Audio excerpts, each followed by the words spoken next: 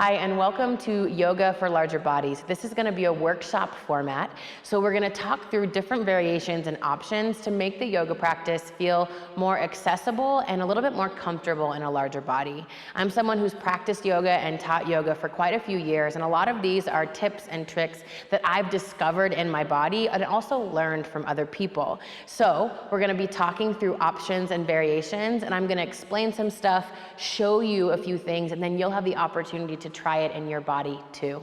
For this workshop, you're going to need 2 blocks. I recommend cork blocks. Those are a little bit better on the wrists when we're going to start putting weight on the blocks, and it's helpful to have a blanket as well. So let's begin. First off, what I want to talk to you about is the history of yoga and the reason that modifications and making adjustments for a larger body are absolutely necessary and needed. So the yoga practice has been around for thousands of years, and initially this practice was created to help young boys, prepubescent young boys, make shapes with their bodies and tire their bodies so that they could sit in stillness in meditation. So when we think about the practitioner today that practices yoga in the West especially, it's typically female bodies and larger bodies that are not prepubescent boys.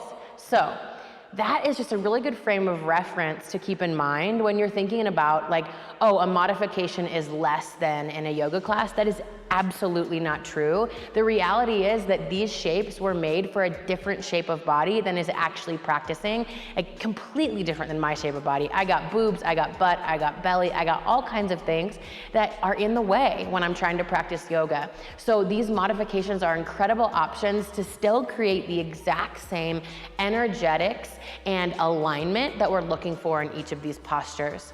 So the way that this is going to be broken down is in different categories of postures.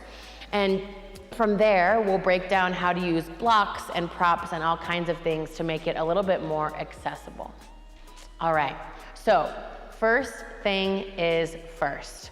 Often in yoga, when we think of forward folds and downward facing dogs, there is a lot of weight that's in the wrists in down dog and lots of boobs and belly and things that get in the way in forward folds.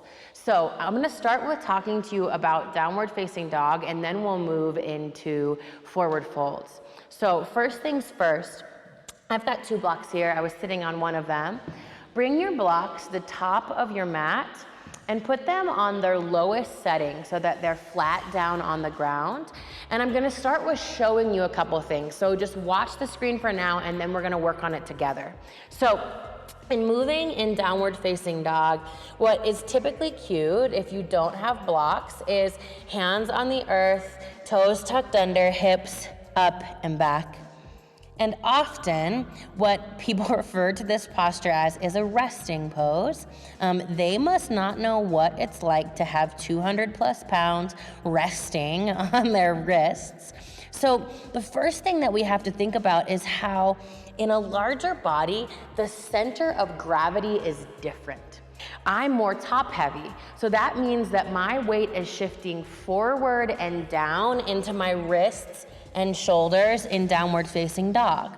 So if my weight were mostly in my legs, then my weight would be shifting down and back into my feet. The way to shift the plane and to change the center of gravity in a larger body is to set up your downward facing dog on blocks. There's so many reasons that this is beneficial.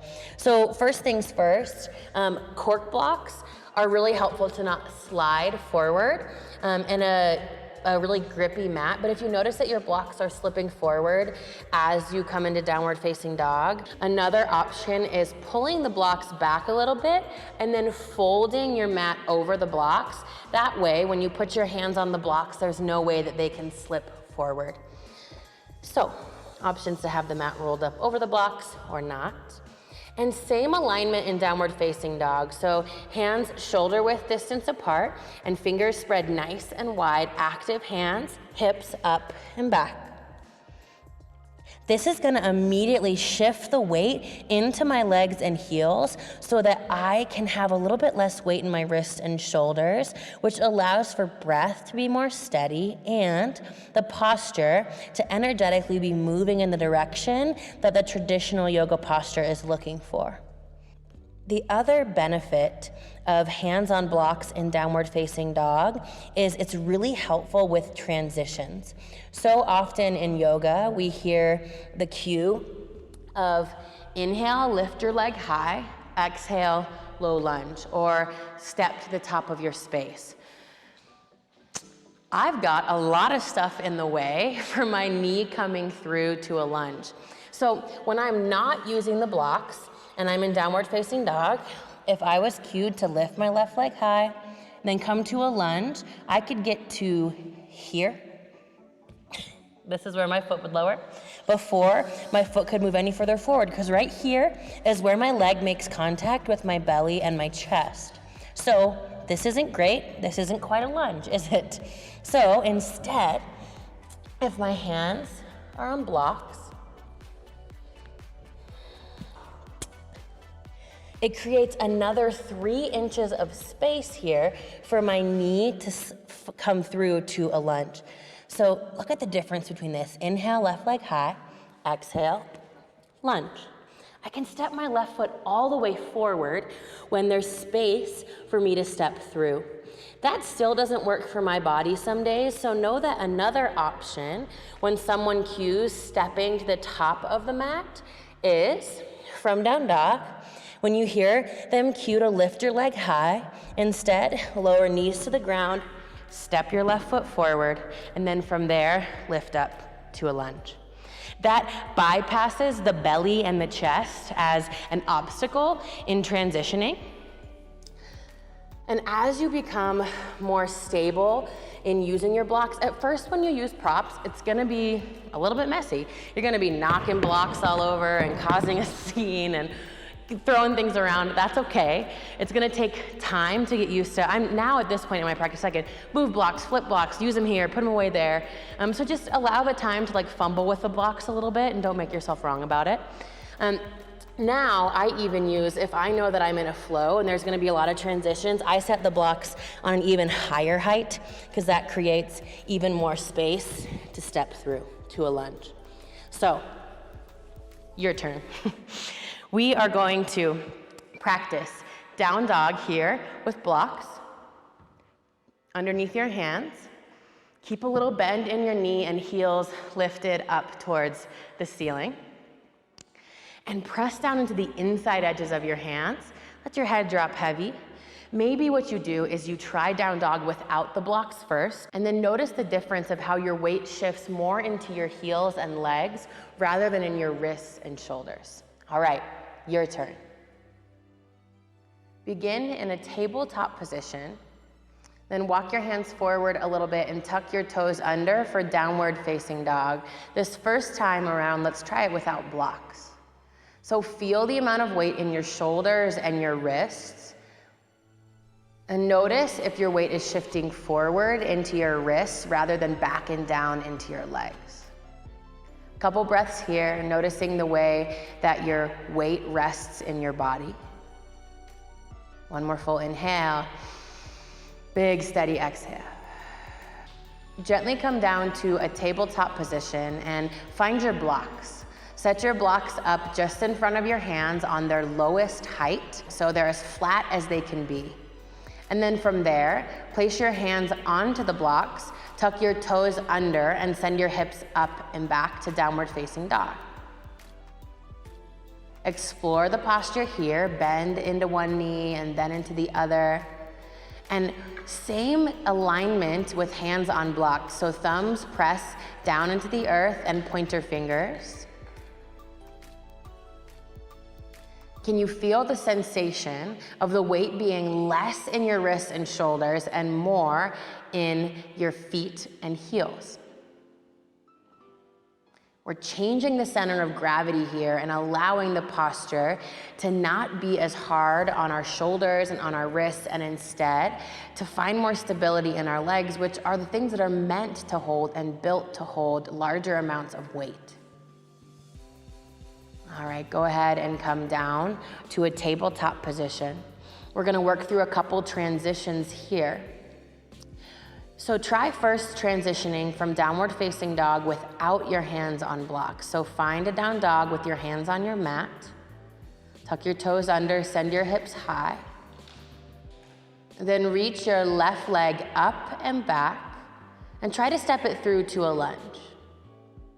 Where does it hit your belly and where does your foot lower to the ground? For me, it's like half a foot forward from my back foot. So notice that, and then try this exact same thing. Gently come down to a tabletop, lower your knees to the ground. This time, place your hands on the blocks like we had before in downward facing dog. Take a moment to get there, find stability, inhale and fill up. Big, steady breath out. This time, lift your left leg up and back. And then step it through. See how far you can get it. It's helpful to press down into your hands and arch your back a bit to create more space for your leg to step through.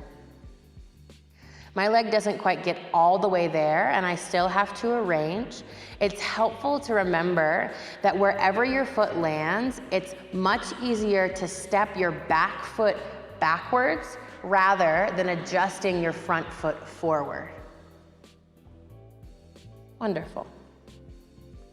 So that's option one. Option two is gonna be coming back to downward facing dog. And then from down dog, take a breath in, lower your knees to the ground, and then step your left foot forward with your right knee lowered. Right toes tuck under, right knee lifts, low lunge. That's another option for transition from downward facing dog to a lunge. This is a great place to pause the workshop and try this on a few more times in your body. So take some time, practice the transitions of down dog on blocks to a lunge, practice lowering your knees, and take some time to get familiar with this new sensation and shape in your body.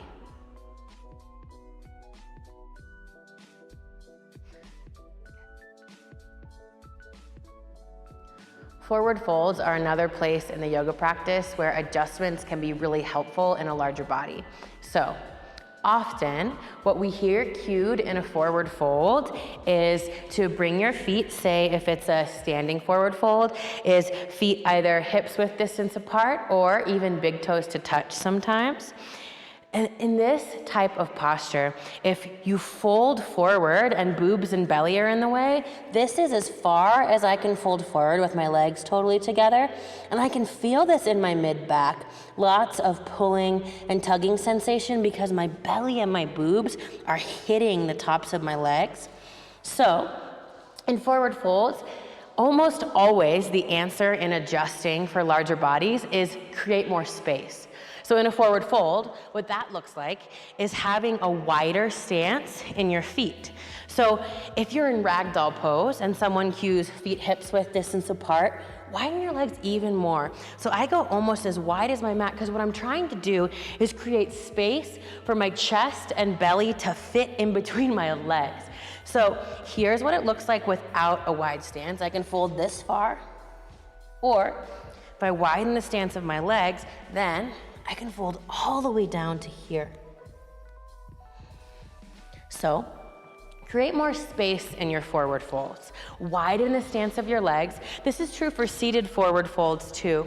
So a seated forward fold like Paschimottanasana is one where, for me, boobs and belly immediately get in the way. Like right here, my belly is already touching my legs. So if I'm trying to fold forward, there's no space to do it. I'm just hitting my legs. So if I was gonna fold forward, I would have a really rounded back. And this actually isn't great for the back and the spine because we want strength through the core and a flat back in a forward fold. But I can get to here before I literally just bounce off of my legs. So the answer is create space. Allow the space for your upper body to come in between your legs. Keep your core strong, lengthen through your spine, and then fold to your degree. When I'm here, I can't even feel it in my hamstrings because my belly's hitting it and I can't really fold forward. I can feel it in my mid-back, it's uncomfortable. But if I widen the stance of my legs, then I'm able to fold in between my legs and create more space for my chest and belly to truly get a forward fold. So if at any point in any posture where you're folded over your legs, whether that's standing or seated, and you feel like you can't breathe or your belly and chest are compressed, always create more space. Widen the stance of your legs and make space for your upper body. All right, your turn to try it on. So let's start with a standing forward fold. Start at the top of your mat with your feet inner hips width distance apart. This is typically what's cued in the practice. And from there, fold over your legs and feel the compression between chest and belly.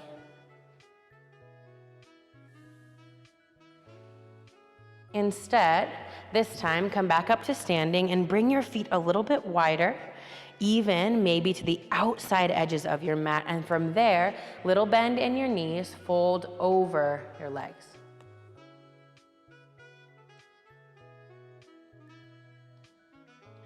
From here, come back up to standing and heel toe your feet to the outside edge of your mat, wider than hips width distance to create space for your chest and your belly to fold into.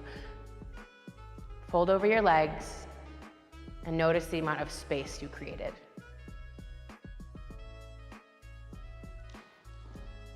Let's try the same thing in a seated forward fold. So make your way to a seat on your mat and send your legs straight out in front of you for a more traditional Paschimottanasana. Feet flexed.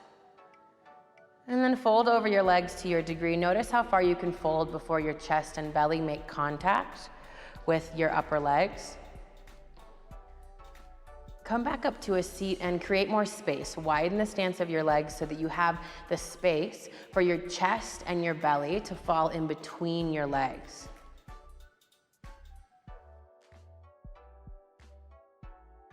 If you'd like to take a pause in the video right here and try that a few more times in your body, please feel free to do so.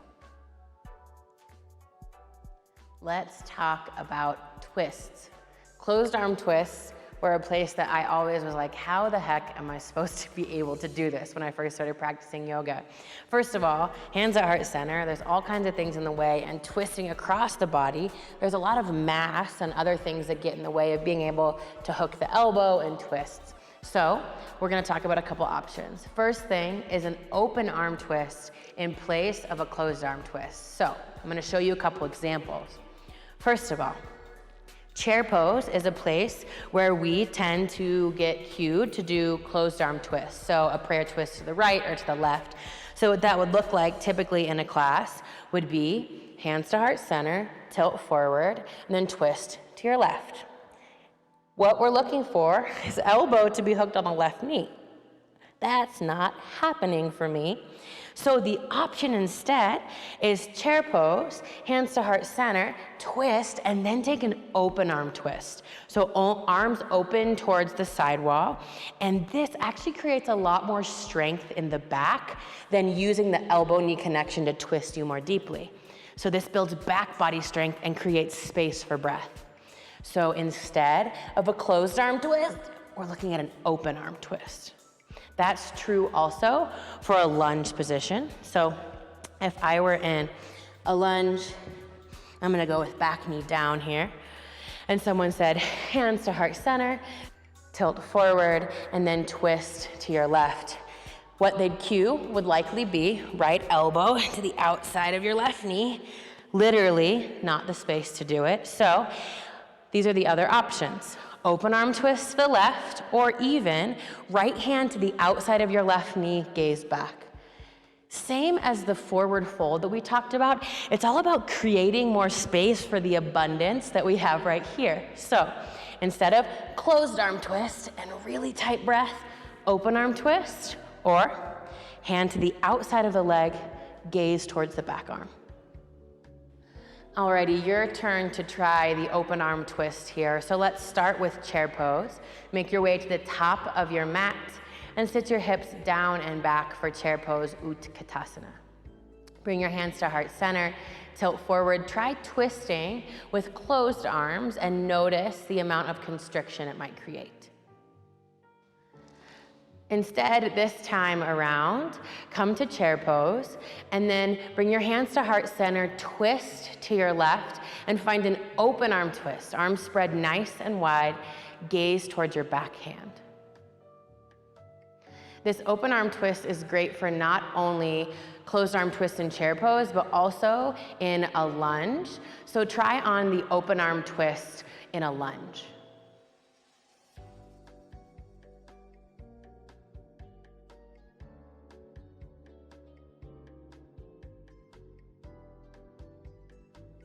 Next up is chest expansions and chest openers. For the longest time when I was practicing yoga, I thought that my shoulders just weren't flexible. I thought that I couldn't, when I was clasping my hands behind my back, I thought that my shoulders just weren't flexible enough to lift my hands any further than about an inch. I later found out that my shoulders are quite flexible.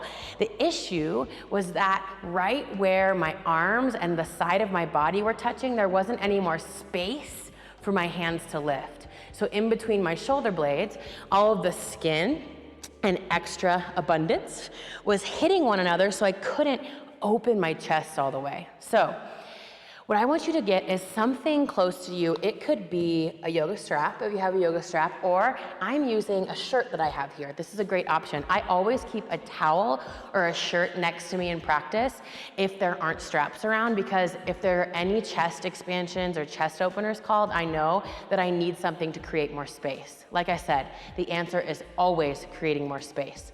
So I'm gonna show you a couple things here, and really this isn't a super complex one.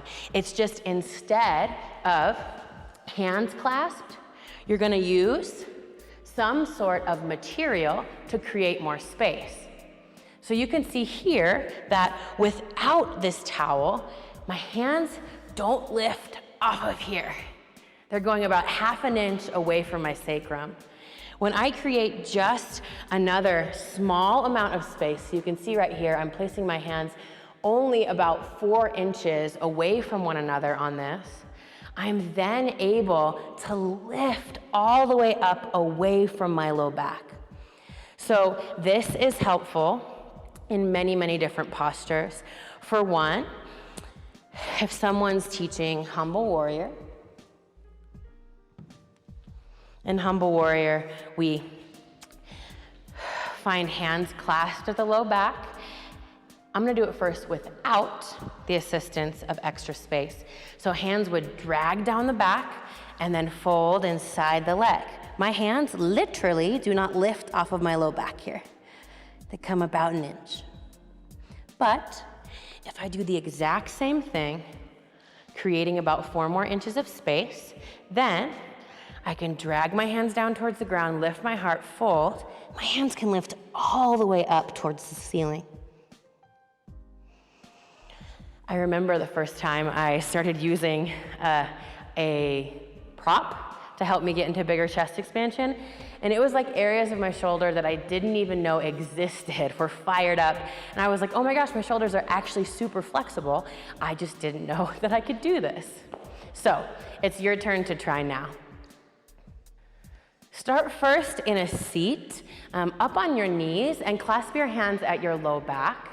Here, see if you can lift your hands away from your low back. Notice how far you can lift your hands and how much sensation there is in your shoulders.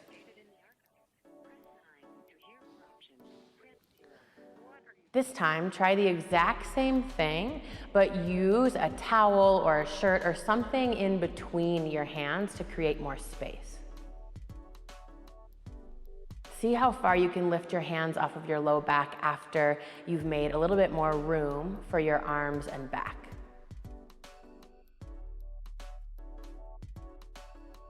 All right, next up is Humble Warrior. Let's try this on together. Make your way up to a standing position, and from there, right foot forward, left foot back. Warrior 1, left toes at about a 45-degree angle. Gonna start without the assistance of a prop at first. Clasp your hands at your low back. Drag your hands down towards the ground and then fold inside of your right leg. From there, see if you can lift your hands off of your low back. Come back up to standing in Warrior One and try it this time with the prop. Get a hold of your towel or your shirt or whatever you have and clasp your hands behind your back, holding onto the towel, creating a little bit more space.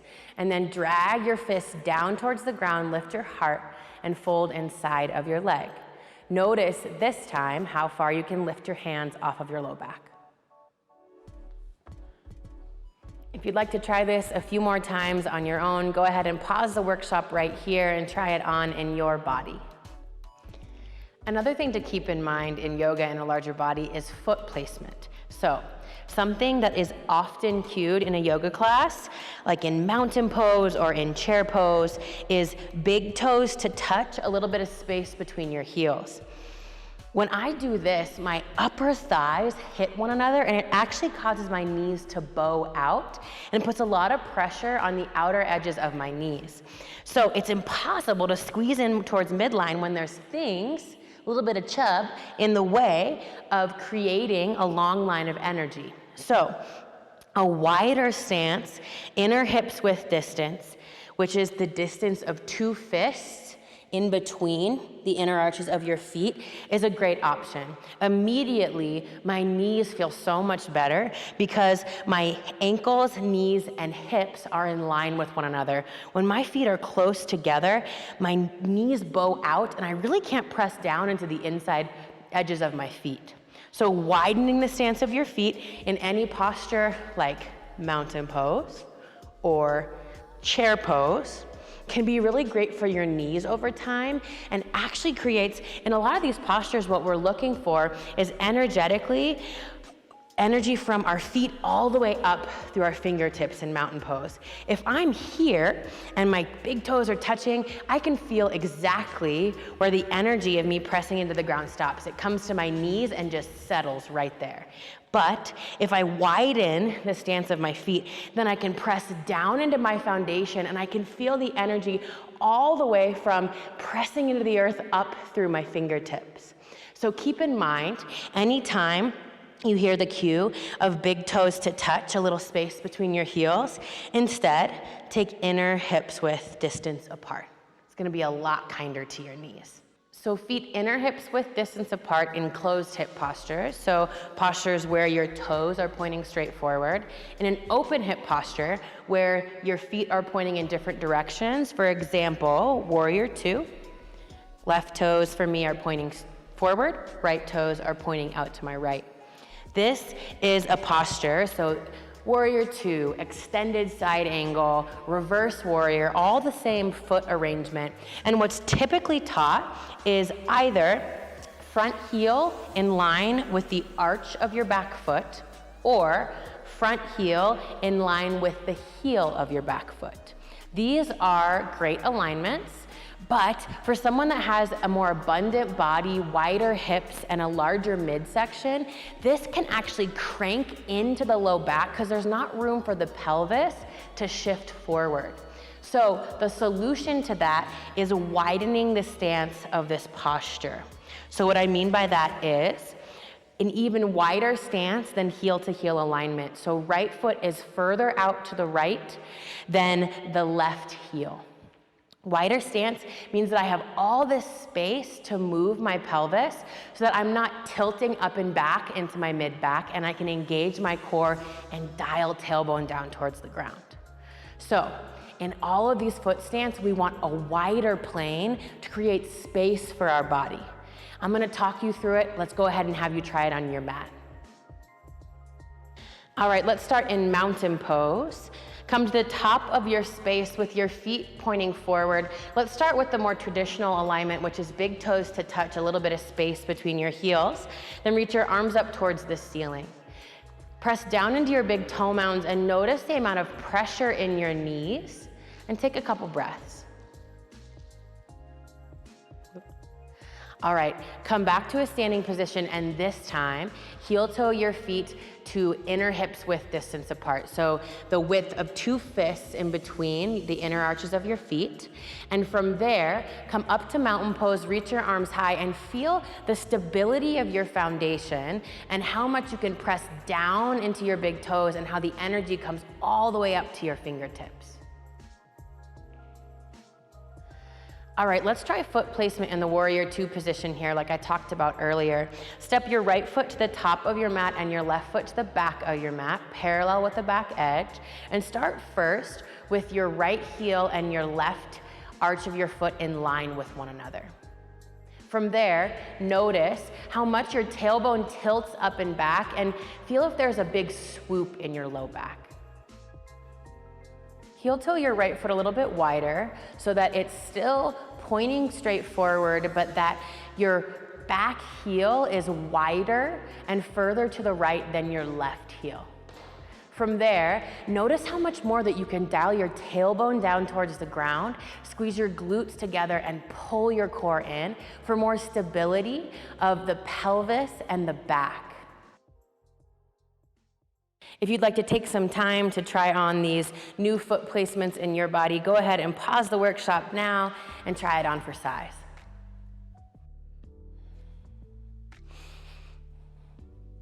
Another important thing to keep in mind with larger bodies in yoga is when we're doing belly down back bends, when we've lowered all the way to the ground, our back is actually already in extension. If you think about if we were rail thin, imagine that, I've never experienced that, I don't know what it would be like, but if I was, and I lowered from plank all the way down to the ground, my chest, my belly, my hip bones, and the tops of my legs would all be in one line with one another.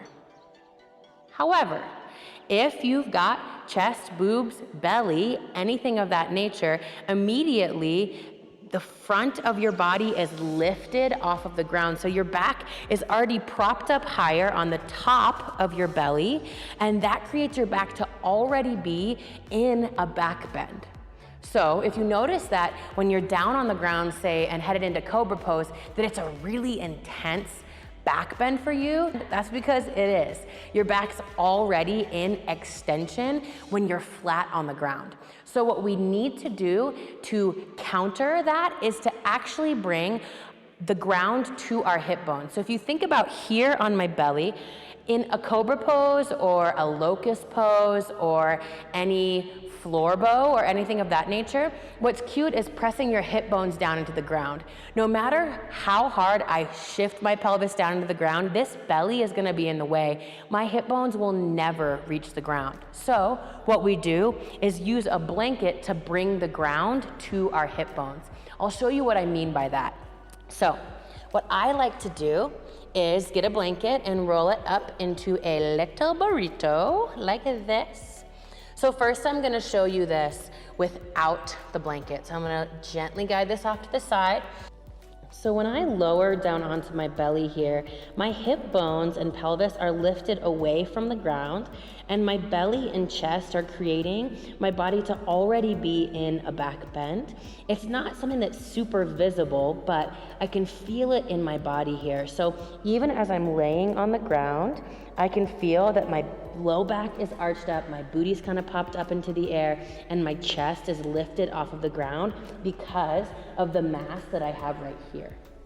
So when I find a cobra pose and press into my feet and lift my chest, I actually am crunching into my low back and I'm not able to anchor my hip bones down into the ground. Instead, what I'm gonna do is get this blanket and set it on my mat directly where my hip bones come down to the ground. So from here, lengthwise across the mat, and then hips set down onto it, immediately I feel relief in my low back, like right away. So this brings the pelvis in line with the spine, so I'm not in a back bend right off the bat. It actually feels great. I could hang out here forever if I wanted to, but for the sake of you getting through this workshop, I'll keep on moving. So this way, I'm able to press down into my feet and anchor my hips into the ground. And from there, I have so much more ability to lift up and my low back isn't feeling discomfort. So Your turn to try it on for size. Go ahead and get your blanket and roll it up and we'll get started. Set your rolled up blanket over to the side of your mat, and from there, lower down to your belly for cobra pose. Press into the tops of your feet, hands underneath your shoulders, and try to press your hips down into the ground and notice the amount of space between your pubic bone and the earth, and then lift up to cobra pose.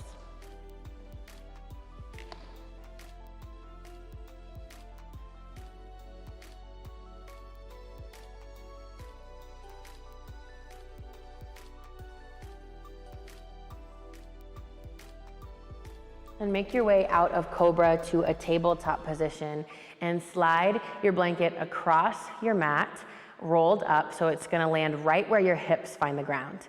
And then from here, lower your hips to your mat and lay flat on the ground. Notice immediately the release in your low back. And then from there, press your hips down into the blanket, press into the tops of your feet, and lift up to cobra pose.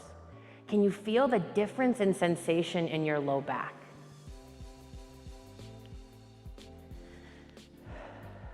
If you'd like to pause the workshop right here and try this a few more times, please feel free to do so.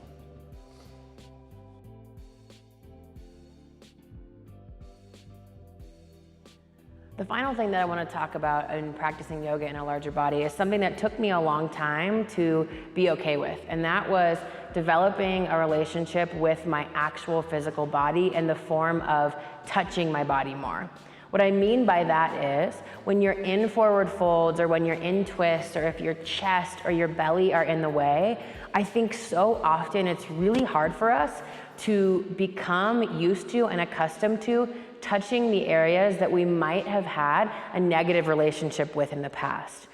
So what I'm talking about is, for example, in forward fold, I can forward fold here, or I can bring my hands to my belly, press my belly in, and find a lot more space to fold over my legs. This is something that took me a long time to get comfortable with because I had spent so much of my life disassociating with my body and felt really uncomfortable with my physical form. So learning to be okay with touching my body and moving my chest out of the way and recognizing that making modifications and altering the shape of my body with my own hands was something that was really hard. So if you notice that this is something that you haven't done very often, start to put your hands on your body a little bit more when you're practicing yoga. I know that feels, for me, it felt really uncomfortable. It's still something, like my belly is an area that I've always had a lot of body image stuff about. So being able to learn to love my belly and be okay with pressing it in forward folds and moving it out of the way and big chest openers, know that that's gonna be part of this practice, and that learning these modifications is a way for us to feel more at home in our own body.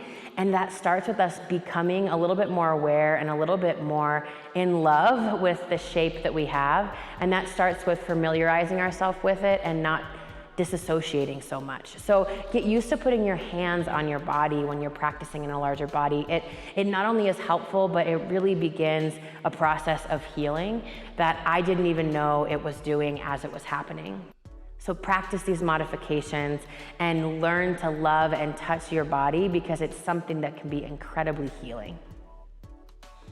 Let's sit up nice and tall. So reach through the crown of your head. Your eyes can fall heavy or closed. Core pulls in to support a long, tall spine. And guide your right hand to your heart and your left hand to your belly, and pause here. Begin to take steady inhales and exhales.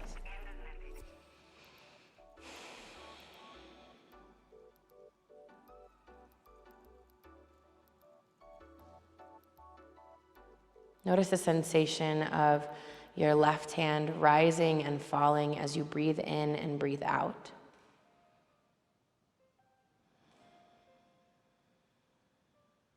And say a quick thank you for your breath. And know that just below your right hand, your heart is beating all day just for you. These are things that we're so quick to take for granted. when in reality they're not guaranteed, and each of which is a gift.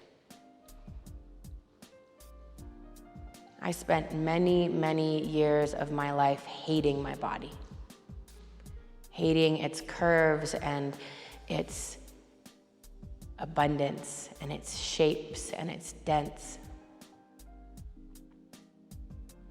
And this gesture of a hand on the heart and a hand on the belly is something that I incorporate into my practice every time as a reminder to say thank you to this body for how far it's taken me, for all the times I've treated it poorly and said mean and terrible things. And every day, this body showed up for you. Your heart beat, and you took breath. So say thank you. And please recognize that these adjustments in the yoga practice and these modifications are not anything wrong with your body. They are necessary for the practice and to create the shapes in a way that feels right. So one more time, find gratitude for the space that you hold in your hands. Say thank you to this body for how far it's taken you and how much further you'll go. Bring your hands to heart center, slow and steady. Let's take a big breath together. In through your nose, fill up all the way. And an open mouth exhale. May you be happy, healthy, and free. Free from harm and free from suffering. May the benefits of this practice impact your life in every way that you need it. Please know that you matter and that your body is just as it should be. Drag your thumbs to third eye center in acknowledgement that we are in it together. We are not alone. We bow and say, Namaste. Thank you so much for joining me for this Yoga for Larger Bodies workshop.